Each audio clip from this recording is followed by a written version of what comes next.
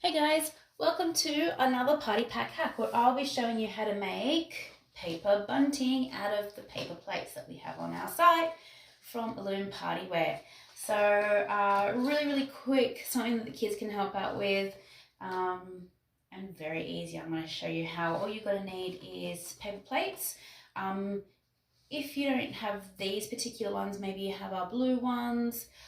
They will work as well. The best way to do this is probably not use a round paper plate because it just makes it a little bit more tedious for you to do.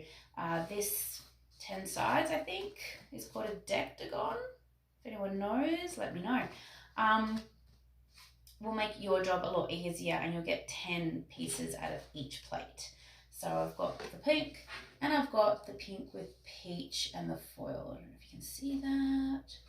Yeah, so you'll need that. You'll need pencil and a ruler. Doesn't have to be a huge ruler like this one. Any ruler will do as long as it covers the plate, which a normal ruler will. Hole puncher, if you've got an individual hole puncher, so much easier. Then you have ribbon or baker's twine. If you've got a really cute gold sort of ribbony twine thing that might match that, you can use that. This one I've kept from a present, so I kind of like to keep a couple of things, see how I can reuse them or reuse them down the track. So and it's pink, so I'm just going to use it with this one to show you guys. And you will need some trusty scissors. Make sure that they're relatively sharp. You don't want to be having trouble cutting through these because they're really good quality paper. You need to make sure you've got sharp working scissors. Okay, so I'm going to put some of this stuff to the side. The first thing we are going to do is we are going to line up each corner, each point in a plate, and I'm just going to lightly go from one side to the other with my ruler. You can eyeball this if you like, that is totally up to you. I like to have a general guide because once you start cutting through it can kind of get a bit tricky to keep even points, not the edges but the points. So there you go, there's one. It should look like that. I'll do the second one as well. And this is an activity that your kids can do. So they, you just need to show them how to do it, or if they're a bit younger, you might want to supervise them or hold a ruler for them and they can do the line.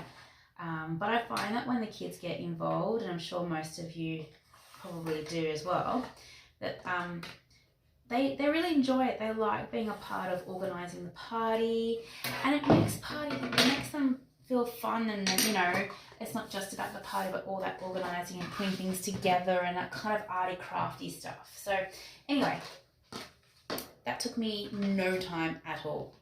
So what you will do then with your trusty scissors is you're going to cut across. So now these paper plates are really good, strong, sturdy paper plates. So I just like to turn them, go halfway and then turn them around and cut back in from the other half. There we go. Let's put that to the side. And then I will cut into the middle, following that line so that you don't get a random wedge with some sort of straight edge or something. Now, I'm sorry if the lighting here is going funny. We've got sun and clouds and it's affecting the light and I can't quite seem to work it out today, so hopefully you can still see everything. Okay, so there you go. I'm only going to use half, but you can obviously will use the whole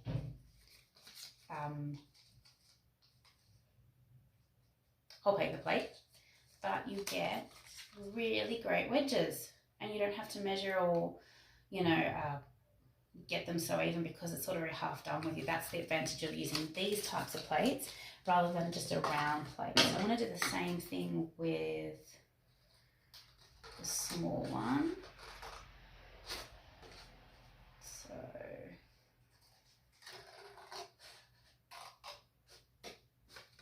there we go.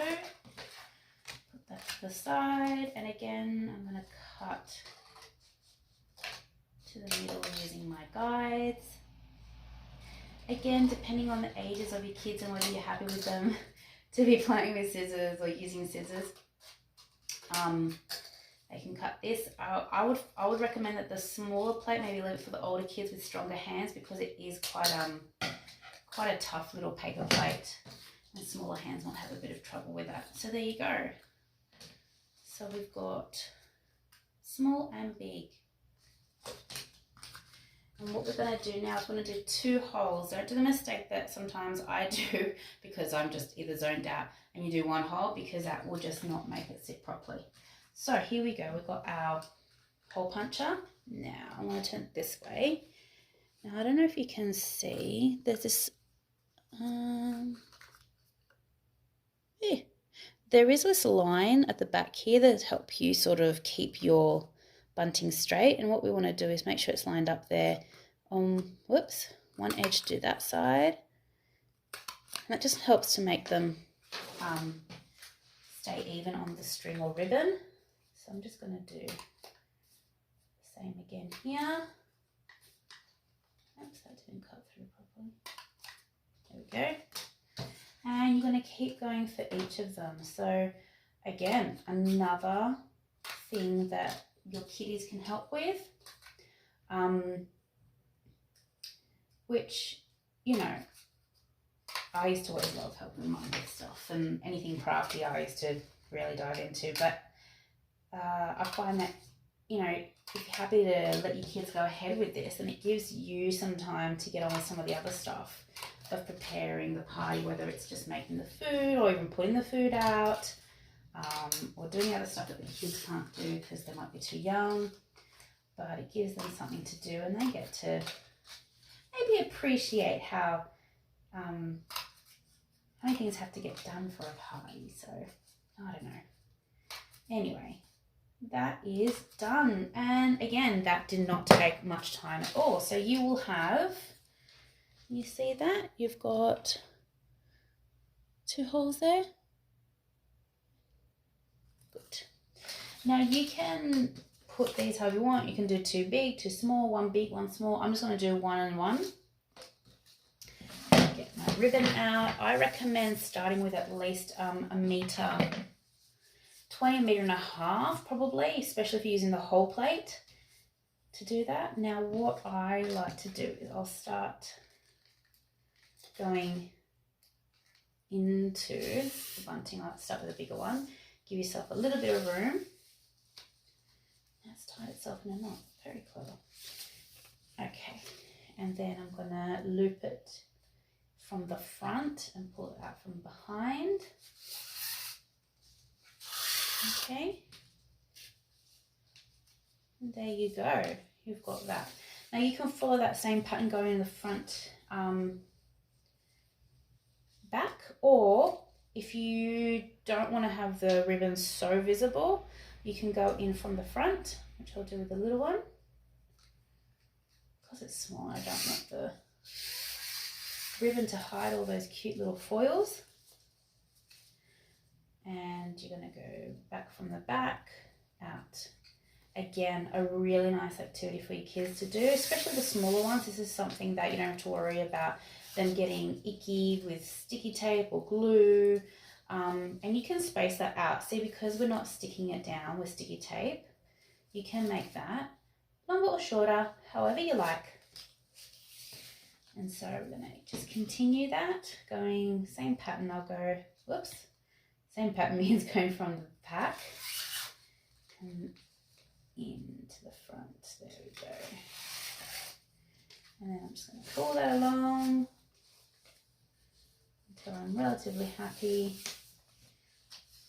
And then, now I could show you one that I practiced with earlier, but I think it's really helpful for you guys to, I did that the wrong way, see? Really helpful for you guys to see how long it actually takes. I know sometimes when I've tried to follow some crafty things and I think, oh yeah, that'll take me just you know, maybe 10 minutes to do, and it ends up being about half an hour by the time you get everything together and all that stuff, and you just think, oh God, I so misjudged that. So if you're like me, I like to do this for you guys. If you just want me to show you ones that are pre-done, so that you don't have to spend so much time watching these videos, please let me know, because I like to make your life a lot easier with these party pack hacks. I don't want to take up your precious time. That's what the point of these party pack hacks are for, to help give you your time back, to give you some really good ideas to use any leftover paper plates. I mean, you know, if you've got 8 people coming and the packs are sold in tens, you know, you're thinking, what am I going to do with those extra 2 plates? Well, voila, you have some bunting that you can do. And because you've got a fair bit of bunting, you can do a couple of them and put them around in different spots. You don't have to do one massive long one. You can do just one of all small bunting, one big bunting. Mix up the pattern if you like. Again, totally up to you.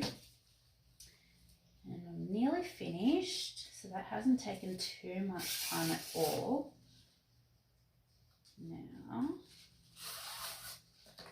oops, it's twisted. And the last one.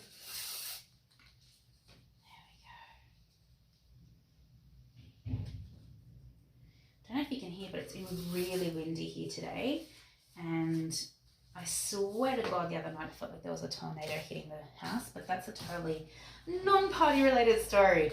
So what you have, I hold it up for you, is you have a really cute bunting, and that did not take me much time at all. And if you've got helping hands, it won't take you too much time. I did do only half the paper plates, but you can still see how it's not very time consuming. If you've got some hands, let's see if you can see that. And the best bit is that you don't have to go out and buy more decorations for your party. If you buy these plates and you buy this set, then you've already got the theme covered. You don't have to go running around trying to find pink bunting. It's not the right pink, it's not the right size, it's got different funny sort of patterns on there. It's a nightmare. Trust me, I could spend like 2 hours just standing in a shop sometimes trying to figure out, well, which was the right pink, which one's the right matching thing. So there you go. Let me know what you think. If you have any suggestions, if you have any ideas of what you want me to hack from the party packs, let me know. I do have a couple more of these coming up, but I hope you've enjoyed this. I hope you keep tuning in. Please head to our website and have a look at what else we have, and I hope you have a lovely day. Bye.